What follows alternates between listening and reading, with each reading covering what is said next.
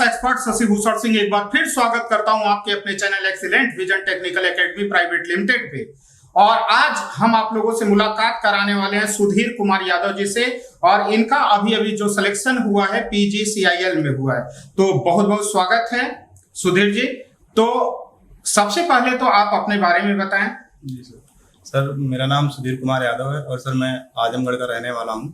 और मेरी जो सर स्कूली पढ़ाई हुई थी, बेसिक पढ़ाई जो अपने घर का स्कूल था वहाँ पे 8 तक पढ़ा था। उसके बाद सर एक Iqra public higher secondary school Phulpur sir वहाँ पे 10 तक पढ़ा। उसके बाद children higher secondary school Azamgarh, वहाँ से 2 साल 11-12 किया। उसके बाद सर वहाँ से फॉर्म भरा डिप्लोमा का और गवर्नमेंट पॉलिटेक्निक आजमगढ़ में डिप्लोमा किया सर। 2018 बैच का पास आउट हूँ। उसके बाद सर यहाँ पे आया आप लोगों के यहाँ आया सर कोचिंग में, और कोचिंग कंप्लीट किया। उसके बाद सर तैयारी चल रही थी, फिर बीच में कोरोना की वजह से थोड़ा डिस्टर्बेंस हुआ। उसके बाद फिर से इस समय प्रेजेंट टाइम में लखनऊ रहता था, लैब में BTC कर रहा था, तो अपने वहाँ पे 4-5 घंटे पढ़ाई हो जाती थी। तो अभी हाल ही के रिजल्ट में सर हुआ है PGCIL में। चलिए, बड़ी खुशी की बात है कि आपने संक्षिप्त में पूरा सार ही बता दिया एक ही बार में।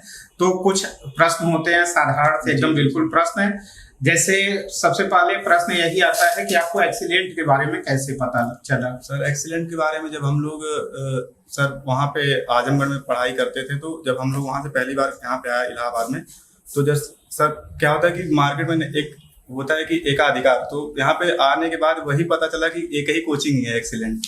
तो हम लोग कहीं गए ही नहीं, मतलब उसी कोचिंग, मतलब डेमो से कोई मतलब नहीं था कि हमको डेमो लेना, ये करना होना, बस डायरेक्ट जाकर अपना।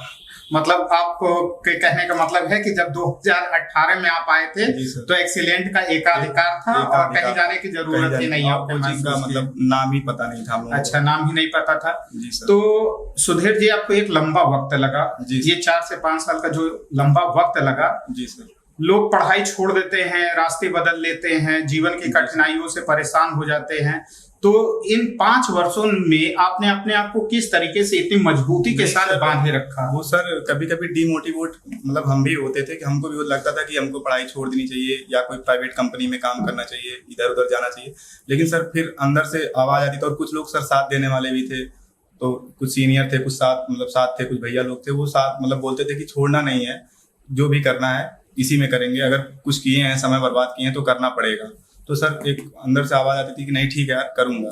तो बस थोड़ा सा होता था, सबके साथ होता है सर, डिमोटिवेट होते हैं कि छोड़ दूं, क्या करूं, घर का प्रेशर सबके साथ होता है सर, तो वो जनरल है। लेकिन तो मतलब ये जो 5 वर्ष का समय रहा, तो क्या इसमें आप हमेशा लगे रहे कि बीच में कभी? नहीं सर, ये लॉकडाउन के बाद से थोड़ा सा डिस्टर्बेंस हुआ था वो सर। हाँ। तो लेकिन फिर धीरे धीरे उसको कवर करते करते फिर वहां से जब से यहाँ से लखनऊ गया, तो सर वो पूरा जो डिस्टर्बेंस था वो पूरी तरह से धीरे धीरे खत्म हो गया, और अपना वही 5-7 घंटे पढ़ाई हो जाती थी। तो एक प्रश्न ये आता है, सबसे एक कॉमन सा प्रश्न लड़कों के दिमाग में हमेशा ये आता रहता है कि आपने अपनी पढ़ाई को किस तरीके से किया, मतलब क्या तैयारी की, आपकी रणनीति रही, कितने देर तक आपने पढ़ाई की, किस तरीके के नोट्स को आपने सॉल्व किया, ये सारे प्रश्न आता रहता है। तो सर रणनीति का क्या है कि सर जैसे मतलब होता है कि बहुत लोग बोलते हैं कि 8 घंटा पढ़ो, 10 घंटा पढ़ो, 12 घंटा पढ़ो, लेकिन सर हमको लगता है कि इतना पढ़ने की जरूरत नहीं है। जेईई बनने के लिए इतना नहीं पढ़ना चाहिए। 7 घंटे बहुत है। आप 2 घंटे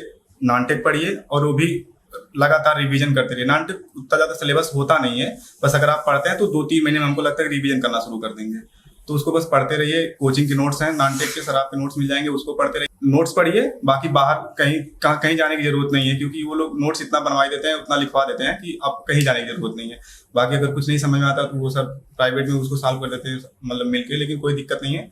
बाकी बसरते और वो सर अपना प्रैक्टिस करने के लिए तो आप मार्केट से कोई भी बुक ले सकते हैं, प्रैक्टिस करते रहिए। बाकी नोट्स सफिशिएंट होते हैं। आप मतलब यहाँ जो नोट्स आप लोगों को मिलते हैं सफिशिएंट है? जी सर। नोट्स के अलावा सर मतलब हम किसी का ऐसा नहीं कि ऑनलाइन किसी का परचेज कर लो, आज तक किसी का परचेज नहीं किया ऑनलाइन। मतलब ऑनलाइन आपने कभी कोई कोर्स नहीं लिया, जो आपको पढ़ाया गया था सिर्फ उसी पे आपने फोकस रखा? यूट्यूब पे सर 1-2 लोग ऐसे मतलब चैनल था फॉलो करता था, लेकिन वो नहीं था कि किसी का परचेज कर लो। पर आज तक मतलब पेड कोर्स नहीं लिया किसी का, मतलब पेड कोर्स नहीं लिया आप यहाँ। एक चीज और अब बच्चों के दिमाग में हमेशा आता रहता है कि जो रिवीजन करना चाहिए, किस तरीके से करना चाहिए? रिवीजन ये है कि सर मतलब एक होता है हम लोगों का, इसमें होता है टेक्निकल में कुछ मतलब बेसिक सब्जेक्ट होते हैं, कुछ इलेक्ट्रॉनिक बेसिक होते हैं, कुछ पावर सिस्टम होते हैं। तो आप एक सब्जेक्ट को उठाइए, पूरा खत्म करिए, उसके बाद दूसरे को उठाइए, पूरा खत्म करिए, फिर सर तीसरे को उठाइए, पूरा मतलब खत्म करते रहिए, फिर पढ़ते रहिए। एग्जाम भी इतने जल्दी होते नहीं है, तो आपको समय उतना मिल जाता है कि आप एक दो बार, और जो भी पढ़िए एक बार पढ़ लीजिए ताकि फिर समझ आ जाए, दोबारा पढ़ने की न जरूरत पड़े, बस रिवीजन की जरूरत पड़े, देखने की जरूरत पड़े। जैसे अभी आपने PGCIL का जो एग्जाम निकाला, तो इसमें आपके कौन से टेक्निकल के ऐसे सब्जेक्ट मजबूत थे जो आपको लगता है कि इसके दम पे हमने निकाल दिया? जी सर, मतलब इसमें क्या है सर, PGCIL में ज्यादातर कोर सब्जेक्ट ही पूछे गए, तो आपका बेसिक कंप्लीट होना चाहिए, मशीन कंप्लीट हो जाए, ट्रांसफार्मर, पावर सिस्टम, ये सब आप तैयार कर लीजिए, इलेक्ट्रॉनिक्स वगैरह तैयार कर लीजिए, तो आपको ज्यादा भागने की जरूरत नहीं पड़ती है।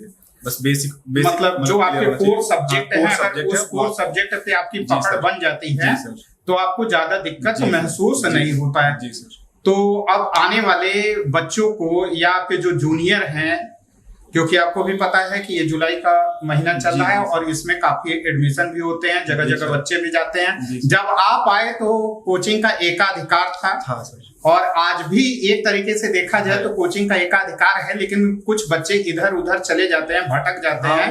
तो आप उन लोगों को क्या सजेशन देना चाहेंगे, क्योंकि आपने एक अच्छा वक्त यहाँ इलाहाबाद की धरती पे गुजारा है, तो कहीं ना कहीं सबके अस्तित्व के बारे में आपको पता है, तो आप अपने जूनियर को क्या संदेश देना चाहेंगे? हम कहेंगे कि अगर वो एक्सीलेंट पे एडमिशन नहीं लेना चाहते हैं तो ठीक है, कोई बात नहीं है, लेकिन एक बार आके डेमो, क्योंकि यहाँ पे 5 दिन का डेमो आपको फ्री में दिया जाता है, आपको कोई भगाने वाला नहीं है। आप आके 5 दिन पढ़िए, ये नहीं है कि आप स्टार्टिंग में आके पढ़िए। बहुत लोग बोलते हैं कि स्टार्टिंग में जाओगे तो सर लोग बढ़िया पढ़ाते हैं, बाद में नहीं पढ़ाते हैं, तो ऐसा नहीं है। आप बीच में कभी आके ले लीजिए डेमो, फिर एडमिशन करवाइए।